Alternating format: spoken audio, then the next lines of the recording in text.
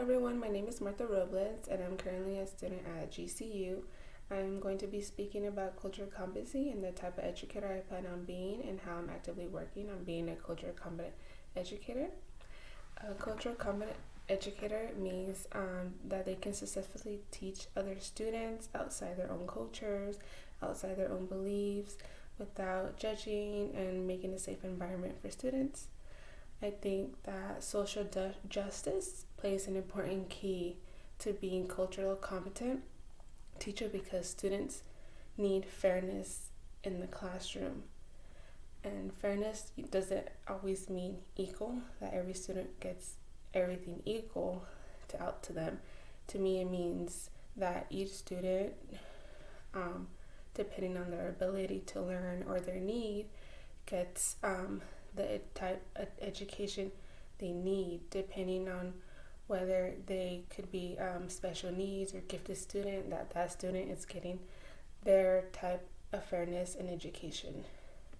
So for me, looking at the continuum chart, I think I fall under the cultural competence because one of the characteristics means being committed to social and economic justice. And I feel like I fall under that characteristic because I am still actively working on being inclusive and being more informed and aware about the cultural bias issues that are affecting the K through 12 education. Currently having implicit biases are affecting the K through 12 education.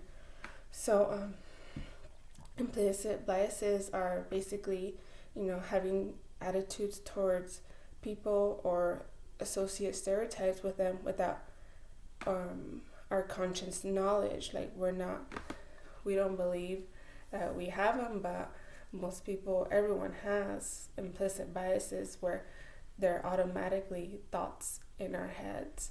So since I'm still actively learning and growing to deepen my cultural competence, I do plan on taking some workshops and just reading about articles. I am currently a campus aide for elementary, so my work offers multiple workshops for educators and free workshops as that. So I just need to sign up and be able to, make sure that I want to go in and make a difference for myself, because that's where it starts, making a difference within yourself before you want to make a difference outside.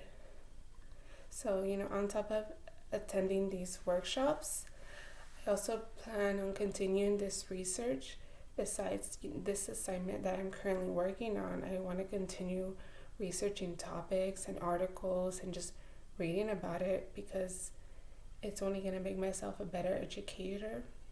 So by taking these next steps, I can ensure that I am providing a safe and supported classroom for all my students in a diverse classroom. Each classroom is so diverse right now, so we need to stay on top and stay educated and continue to learn. I see myself as a lifelong learner and I plan on never changing that.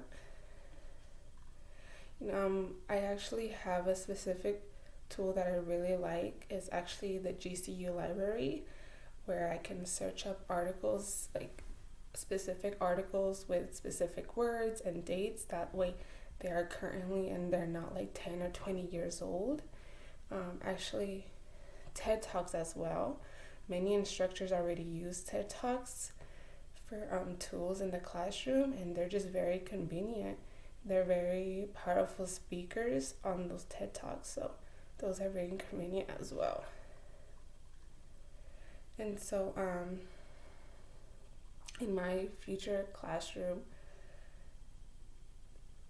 after these steps, I want my future classroom to be able to be a safe environment where all students feel free to show their identity, feel free to talk to me about their own beliefs, backgrounds, their own families. I have to be able to make it a safe space for them and make it a cultural inclusivity classroom. That's what it looks like, making a safe space for them to talk, making sure I am myself, I am not offending anybody, lesson plans are all